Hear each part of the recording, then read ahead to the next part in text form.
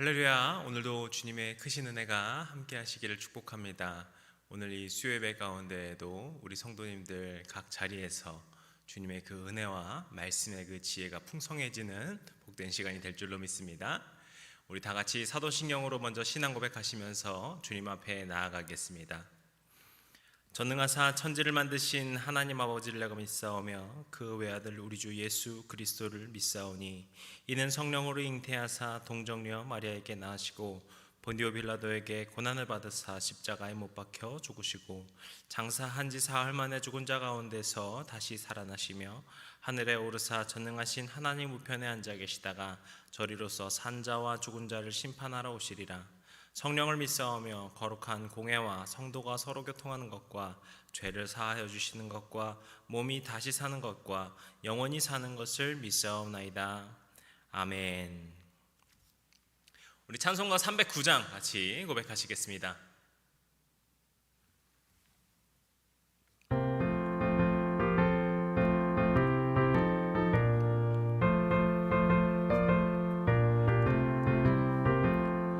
마른 내 영혼 주가 이미 허락한 그 귀한 영생수 주여 갈망합니다. 그 약속 따라서 힘써 간구하오니 오 주여 내 기도 서들어주소서. 예수의 사랑 예수의 사랑 바다 물결같이 내게 임하니 영광의 물결에 온전히 쌓여서 내 영혼의 기쁨 한량 없도다. 주 내게 약속한 큰 비 내려주시려 은혜의 저 구름 건너편에 떠올라 그 귀한 징조가 내게 밝히 보이니 나 힘을 다하여 주께 간구합니다. 예수의 사랑 예수의 사랑 바다 물결같이 내게 임하니 영광의 물결에 온전히 쌓여서 내 영혼의 기쁨 한량 없도다. 은혜의 소낙비 지금 흡족히 내려 구원의 큰 강물 흘러차고 넘쳐서 내 추한 모든 죄 모두 씻어버리니 나 지금 은혜를 충만하게 받았네.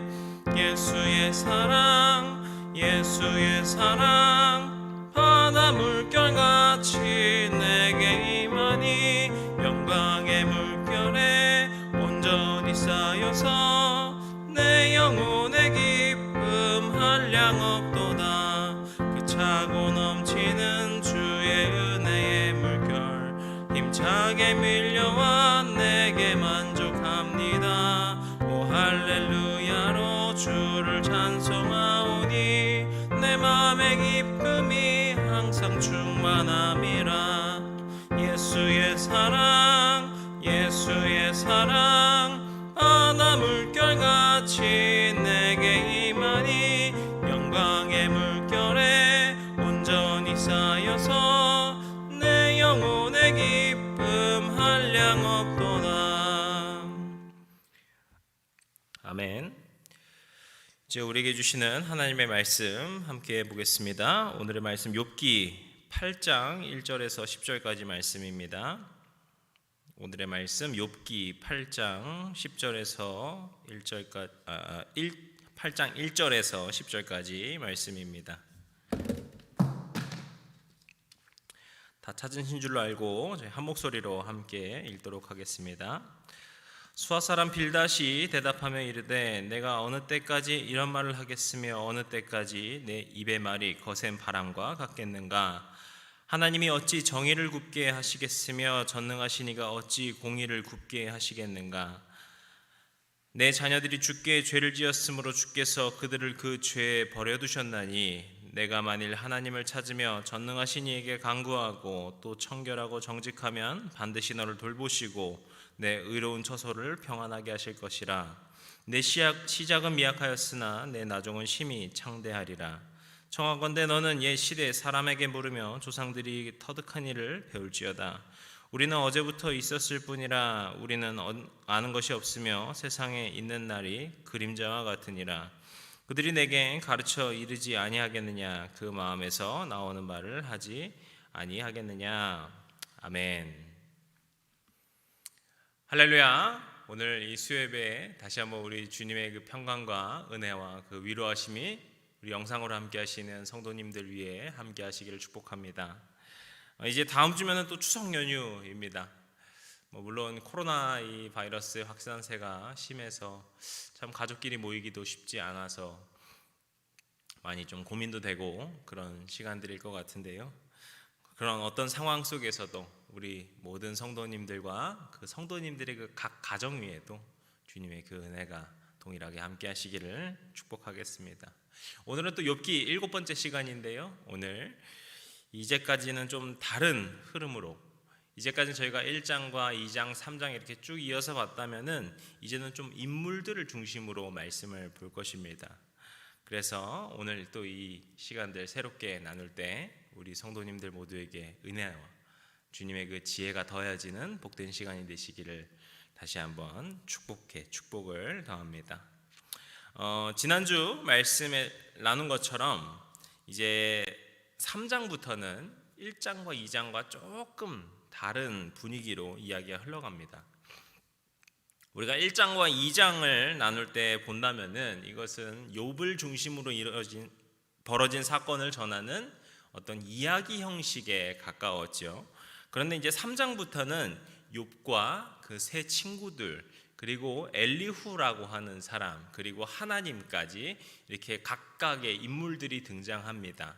그리고 그 인물들이 각자 어떤 이야기와 주장들을 하고 서로 논쟁하고 그 논쟁에 반박하면서 이렇게 대화하는 형식으로 진행이 됩니다. 그리고 정확하게 좀 대화라기보다는 이제 자기의 주장들을 이제 서로 하는 내용이라고 더 볼 수 있을 텐데요. 아무튼 이제부터는 이제 세 친구들이 막 서로 욥과 논쟁을 하면서 말을 주고받는 것입니다. 그런데 제가 이 부분은 욥기 첫 강해할 때 미리 말씀드렸는데 이거 전체를 다 보려면은 아마 내년까지 해야 될 거예요. 그래서 이 전체를 다 볼 것은 아니고 오늘부터 이제 3주에 걸쳐서 이 욥의 세 친구들에 대해서, 우리가 지금까지는 욥에 대해서 좀 충분히 나눴죠. 욥의 상황과 그 환경과 욥의 어떤 상태, 이런 것들에 대해서 쭉 나눴죠. 이제 앞으로 이 3주 동안에는 욥의 세 친구들에 대해서 이야기를 나눠보려고 합니다. 여기서 말하는 세 친구는 가장 마지막에도 등장하는 그 엘리후라고 하는 사람을 제외한 대만 사람 엘리바스, 수아 사람 빌닷, 나아마 사람 소발, 이렇게 세 사람입니다. 이 사람들에 대해서 제가 앞서 2장에서 칭찬한 바가 있습니다. 그들이 욥에게 베풀어 줬던 그 위로가 얼마나 올바른 위로였고 욥에게 정말 충분한 위로가 될 수 있는 그런 위로의 행동들을 했었는가를 참 칭찬하면서 나눴는데요. 그러면서 제가 또 끝에 이런 이야기를 붙였었죠. 이 친구들을 칭찬하는 것이 여기가 마지막일 것이다. 이 결론부터 말씀을 드리면은 이제 이 친구들은요, 욥을 위로하는 것이 아니라 욥을 공격하고 정죄하며 질책하는 것으로 갑자기 확 바뀌게 됩니다. 그리고 이것이 하나님께서는 기뻐하지 않은 행동이셨다라는 것을 우리가 이 욥기 가장 마지막에 알 수 있습니다. 그러니까 우리가 여기서 이 세 친구들을 통해서 알아야 될 것이 있다면은, 이 친구들의 말 그리고 행동에 대해서 우리가 알아야 될 것이 있다면은, 이 세 사람은 그럴 만한 충분한 이유가 있었을 거야 라는 그 친구들을 이해하는 관점이 아니라 이 친구들과 같이 하면 안 되는구나 라는 것을 우리가 알아야 합니다.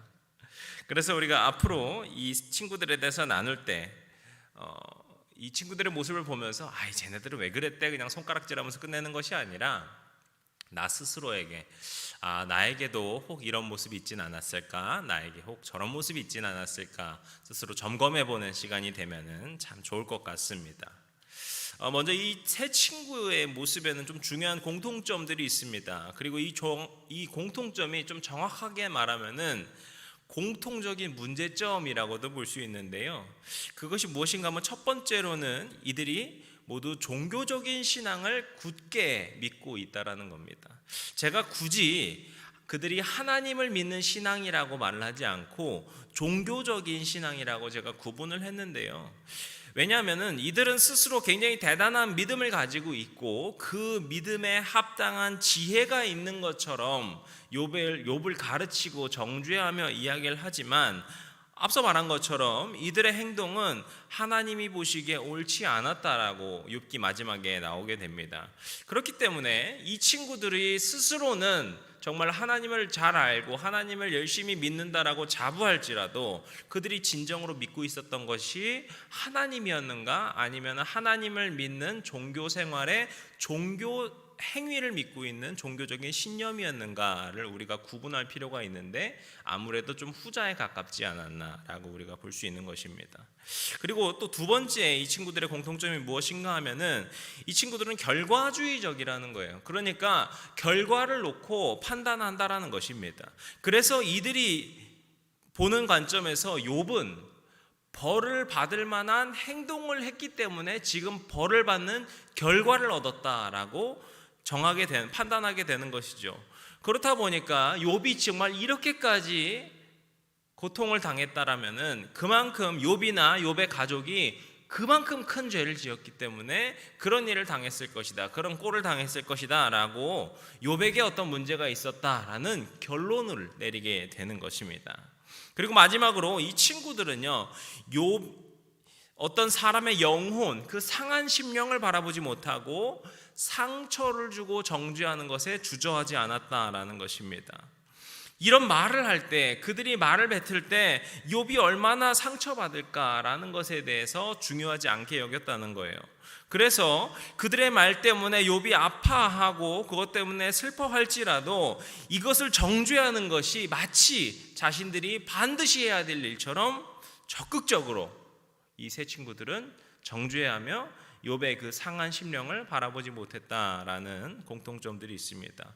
이렇게 종교적인 신념, 그리고 결과주의적, 그리고 정죄한다라는 이 세 가지 키워드가 앞으로 이 세 친구들을 이야기할 때 계속해서 중심되게 나타나는 것입니다. 그러면서 이 세 친구들이 약간의 차이가 있는 것을 우리가 볼 수 있는 것이죠. 그래서 오늘뿐만이 아니라 이 앞으로 이 세 주간 이 세 친구들에 대해서 나눌 때 또 마음에 새겨둬야 될 것은 우리 안에 있는 것 중에 지금 이런 종교적인 신념 아니면 어떤 결과주의적인 것 아니면은 어떤 정죄하는 그런 마음이 있지 않는가를 점검해 봐야 한다는 것입니다.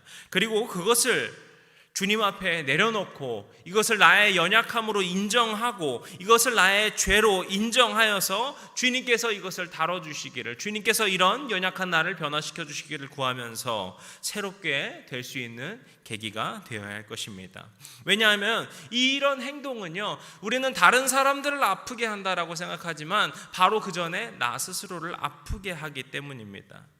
그리고 우리가 이것들을 벗어버릴 때 더욱 순전한 마음으로 주님을 바라볼 수 있기 때문입니다.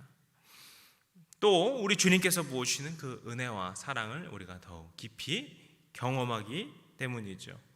오늘 우리가 우리 자신을 회복시킬 수 있는 그 놀라운 역사, 그리고 더 나아가서 그런 우리를 통하여서 우리 주변의 많은 사람들을 회복시키는 그 역사가 우리 삶에 참여할 수 있도록 우리 주님께서 그런 복된 사역에 우리를 참여시켜 주실 수 있기를 간절히 구하는 그런 소망을 가지고 살아가는 우리 모두가 되었으면 좋겠습니다. 그러면 오늘 본격적으로 이제 이 친구들에 대해서 나눌 건데, 오늘 첫 번째로 나눌 친구는 본문에서 보시면 아시겠지만 수아 사람 빌닷입니다. 빌닷을 비롯한 이 세 친구들은 모두 3번에 걸쳐서 욥과 논쟁을 하게 되는데요. 빌닷의 경우는 욥기 8장, 그리고 18장, 그리고 25장 이렇게 3번에 걸쳐서 욥과 논쟁을 하게 됩니다. 그리고 여기서 빌닷이 가지고 있는 확고한 관점, 아까 말한 그 3가지를 중심으로 하되 또 이 빌닷만이 갖고 있는 확고한 관점을 우리가 볼 수 있는데요. 이 관점은 빌닷이 욥을 정죄하는 데 사용하던 수단이었고, 그리고 이것이 빌닷의 잘못이었다라는 것을 우리가 결론에 알 수 있을 것입니다. 그것이 무엇인가 하면은 첫 번째로 바로 하나님의 정의라고 하는 관점이에요. 이게 무슨 말인가 하면은요, 빌닷은 하나님께서 정의로우시다라는 관점으로 욥을 바라보면서 하나님께서 정의로우시기 때문에 욥이 고난을 당하는 것은 잘못이 있기 때문이다. 내가 지금 말하는 것은 하나님의 정의를 대변하는 것이다 라고 이야기하는 것이었습니다. 오늘 말씀 3절 4절 함께 보도록 하겠습니다. 하나님이 어찌하여 정의를 굽게 하시겠으며 전능하시니가 어찌 공의를 굽게 하시겠는가. 내 자녀들이 주께 죄를 지었으므로 주께서 그들을 그 죄에 버려두셨나니. 아멘이시죠? 이제 이 빌닷이 말하는 것은 지금 말을 한 것처럼 하나님의 정의라는 관점에서 너가 죄를 지었기 때문에 하나님께서 그 정의로우심으로 널 심판하신 것이다. 너의 자녀들을 심판하신 것이다 라고 이야기한 것입니다. 그렇기 때문에 어서 빨리 너의 죄를 자백해. 너 그렇게 빨리 죄를 자백해야지 이 고통에서 너가 용서함을 받을 수 있는 거야 라고 욥을 정죄하고 있는 것이죠. 오늘 본문 중에서 특별히 이 7절 말씀 많은 분들에게 익숙하실 겁니다. 내 시작은 미약하였으나 내 나중은 심히 창대하리라. 보통 이 그 음식점이나 아무나 뭐 가게 뭐 이런 데 가셔도 이렇게 말씀 액자로 이렇게 걸려 있거나 아니면 우리가 이런 어떤 누가 창업을 시작할 때 선물로도 이렇게 말씀 액자로 가져가곤 하죠. 저는요, 물론 이것이 뭐 가게를 잘 되길 바라면서 누군가가 선물하고 그리고 그 받은 사람도 이런 어떤 창대함을 소망하면서 우리 주님의 소망을 같이 소망하면서 그 말씀을 보는 것은 뭐 크게 상관없지 않나라고 생각을 합니다. 하지만 이 본문의 흐름을 우리가 또 알고 있어야 되는데 이 본문의 흐름을 보시면은 우리가 읽으면서 느끼셨다시피 그 원래 뉘앙스는 너가 지금 힘들지만 너가 곧 있으면 괜찮아질 거야라는 그런 뉘앙스가 아닙니다. 7절에 말하는 핵심은 바로 그러니까 네 죄를 빨리 자백해. 너가 지금 이렇게 미약하게 있는 거 너가 네 죄를 자백하지 않았기 때문이잖아. 빨리 너의 죄를 자백하고 그러면은 그 후에 너가 창대해질 수 있어 라는 관점으로 이 이야기를 꺼냈다는 것을 우리가 알 수 있습니다. 지금 이 빌닷의 모습은요, 마치 어떤 수사관 아니면 어떤 검사가 용의자를 신문하는 모습 같죠. 빨리 너의 죄를 자백하지 못할까 막 이러는 것 같죠. 지금 네가 당하고 있는 고난 다 네가 자백하지 않은 죄가 있어서 그런 거야. 지금이라도 빨리 자백하고 하나님께 용서를 받아야지 너 회복될 수 있는 거야 라고 이야기를 하고 있죠. 지금 이렇게 계속해서 빌닷이 말하고 있는 그거, 그리고 이것이 8절뿐만이 아니라 18절에서도 25절에서도 계속 이렇게 말하고 있는 그 근거가 바로 하나님의 정의예요. 하나님은 정의로우시기 때문에 모든 고난에는 죄라고 하는 그 얼룩이 있는 거예요. 지금 너가 고난을 당하는 것은 너의 그 죄의 얼룩 때문이야 라고 추궁을 하면서 마치 이 검사, 수사관 같은 모습으로 이야기하고 있는 것이죠. 우리가 먼저 기억해야 될 것은 하나님께서 정의로우시다. 이거 분명히 맞는 말입니다. 그리고 하나님께서는 악인을 벌하신다. 이것도 맞는 말이에요. 근데 이게 우리가 논리적으로 이게 잘못된 논리라고 보통 하죠.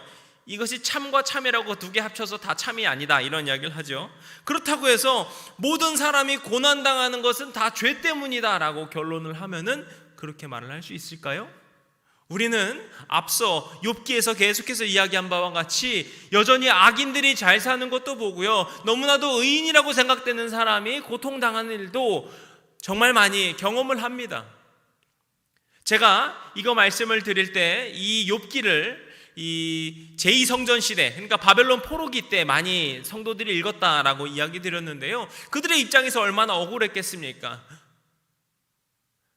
그들은 여호와 하나님을 믿고 있는 사람들인데 그들이 포로로 끌려간 사람들이 더 잘 믿는 사람들인가 하면 그렇지 않았어요. 그들은 아주 이교도만 숭배하던 사람들이었습니다. 그런데 입장이 포로의 입장이었어요. 그리고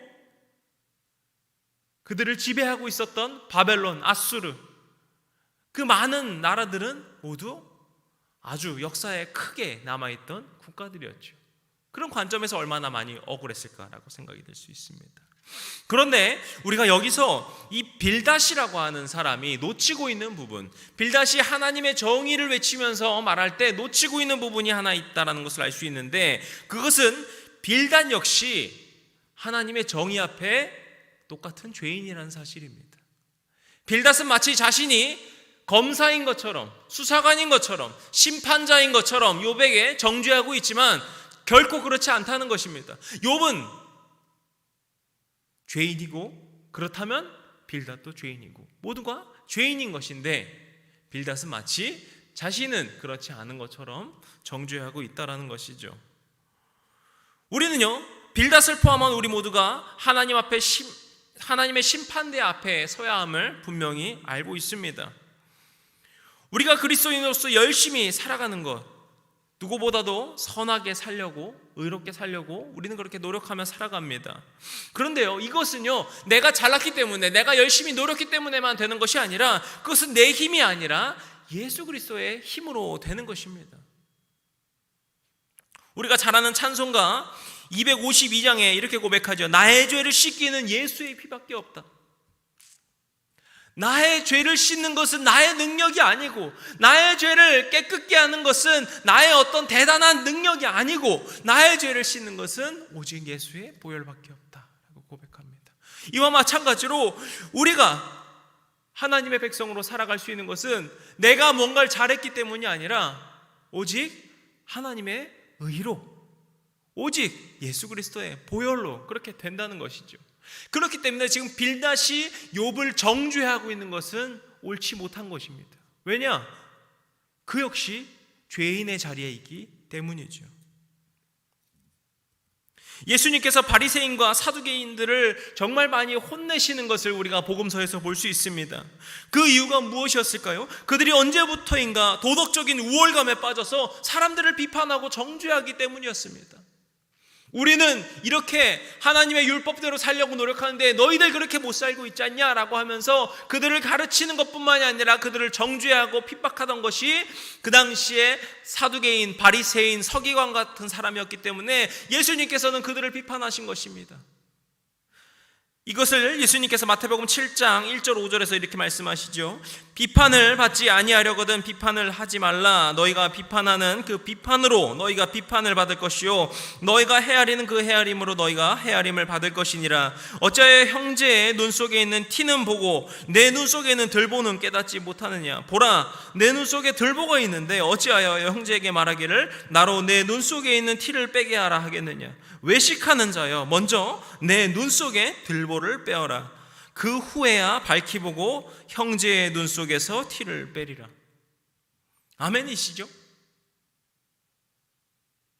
우리가 믿음으로 살아갈 때 하나님의 정말 정의로우심, 공의로우심을 많이 말을 하는데, 우리가 분명히 기억해야 될 것은 우리가 하나님의 공의로우심을 업어서 우리가 같이 정의로운 사람이 되는 것이 아니라 우리는 하나님 앞에 여전히 죄인이라는 것입니다. 그렇기 때문에 우리는 사람들을 정죄하는 눈으로 바라볼 수 있는 것이 아니라 우리도 역시 같은 입장에서 그들을 긍휼한 마음으로 바라볼 수밖에 없는 것이죠. 빌닷 역시 하나님의 정의를 말하고 있지만 정작 자신은 그 정의에 잣대되지 않았던 것입니다. 이것이 빌닷이 범한 실수 한 가지였습니다. 그리고 빌닷이 가지고 있던 또 한 가지 중요한 관점, 그리고 그 실수가 있는데 그것은 바로 전통에 대한 관점입니다. 오늘 본문 8절부터 10절까지 말씀을 읽겠습니다.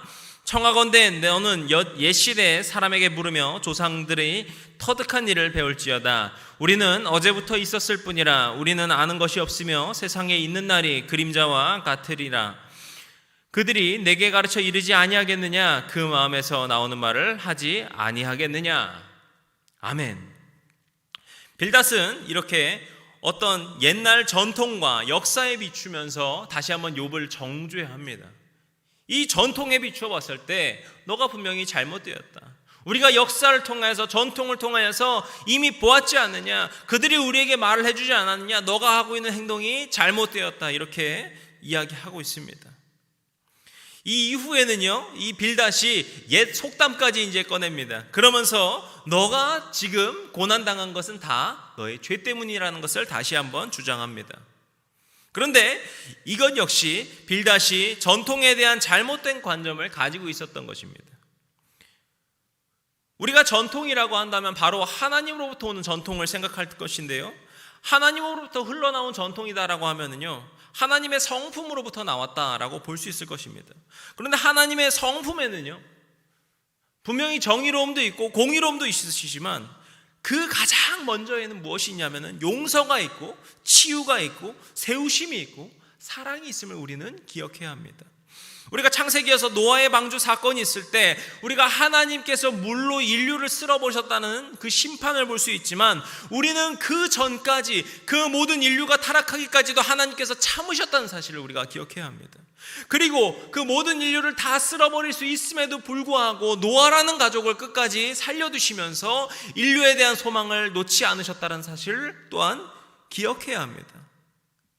예수님은 또 어떠십니까? 예수님이 죽으시기 전날 밤에 제자들에게 행하신 것이 무엇이었습니까? 너희들 이렇게 살면 안 된다라고 질책하셨습니까? 아닙니다. 그들 한 사람 한 사람의 발을 씻겨주시는 섬김을 주님께서 보여주셨습니다.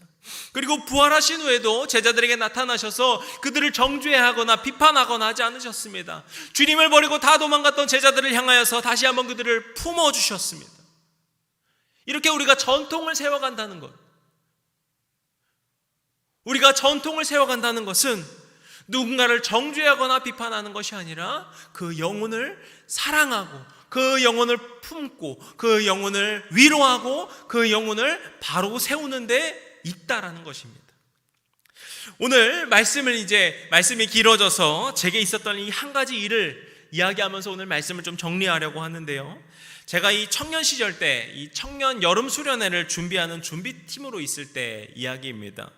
그때 이제 지금 우리 목사님께서도 당시 청년교회 목사님으로 함께 하셨었는데요, 이 수련회 준비팀이라고 하는 이 준비팀에는요 어떤 전통이 있었습니다. 그것이 무엇인가 하면은 이 수련회를 마친 후에 수련회에 대한 피드백을 주고받는 시간이었습니다. 그래서 이 피드백을 통해서 다음 수련회 때 보완할 부분을 또 보완하고 또 개선할 부분을 개선해서 다음에 잘 준비하자, 이런 취지로 이런 전통이 계속해서 이어져 오고 있었습니다. 참 좋은 것이라고 생각될 수가 있죠. 그런데 문제는요, 이 피드백이라고 하는 게요 참 주관적일 때가 많고, 이 피드백을 말을 하다 보면은요 서로 마음 상하는 일이 생기는 거예요. 그러다 보니까 이거를 참 조심스럽게 잘 접근해야 된다라고 우리가 생각을 하고 있었습니다. 그런데 그해 수련회를 마치고서 우리 목사님께서 이 피드백 시간을 아예 없애버리셨어요. 그 피드백 시간을 아예 하지 말자라고 하시고 대신 시간을 바꾸셨는데, 무슨 시간으로 바꿨냐면은 격려와 칭찬의 시간으로 바꾸었습니다. 처음에는요, 이거 이러면은 다음 수련회 때 힘들 수 있는데 괜찮을까, 이런 생각도 들었거든요. 근데 정작 이 시간이 되어서요 서로 잘했던 일을 칭찬해주고, 그때 맞아 정말 힘들었지, 맞아 이거 옮기는 거 정말 힘들었을 텐데, 와 이거 준비하는데 정말 힘들었을 거야 라고 하면서 서로 격려를 하다 보니까요 의외로 참 따뜻해짐을 경험합니다. 그리고요 그 시간을 통해서 오히려 피드백 아닌 피드백까지 되는 거예요. 스스로가 내가 이거 좀 이렇게 잘했으면 좋았을 텐데 라는 고백들을 오히려 했었습니다. 그래서 어떤 면에서는요 이 수련회 준비팀이라는 것이 계속 이어지는 것이 더 조금씩 부족해질지도 모르죠. 피드백이라는 것이 없으면. 하지만 우리가 이 격려와 칭찬하는 시간을 통하여서 오히려 그 각자 자기의 시간을 쪼개고 자기의 에너지를 쪼개면서 준비했던 그 영혼들을 바라볼 수 있는 시간이 되었다는 것입니다. 그래서 오히려 서로에 대한 감사의 마음이 들고, 그래서 내년에 우리가 더 해보자, 더 열심히 잘해보자 라고 하는 어떤 그런 굳은 마음이 들었던 그 경험이 있습니다. 우리가 전통을 지킨다라고 하는 것, 우리가 전통을 세운다라고 하는 것은 그저 옛날에 했었던 일을 반복하는 것이 전통이 아니라는 겁니다. 특별히 우리 교회 공동체, 우리 그리스도의 교회라고 하는 것은 그저 옛날에 했던 것을 반복하는 것이 전통이 아니라 그 한 사람 한 사람의 영혼을 바라보면서 그 영혼을 치유할 수 있고 세울 수 있는 전통들을 세워야 하는 것입니다. 빌닷은요 전통을 빗대어서 욥을 정죄했습니다. 하지만 빌닷에게 필요했던 것은 그 전통을 통해서 정죄하는 것이 아니라 전통을 통해서 욥이라는 영혼을 다시 한번 바라볼 수 있는 마음이 필요했던 것이죠. 오늘 우리가 이 빌닷의 모습을 기억하면서 우리 안에도 하나님의 정의를 가지고서 또 가족의 전통이나 아니면 교회의 전통을 가지고 누군가를 정죄하진 않았을까?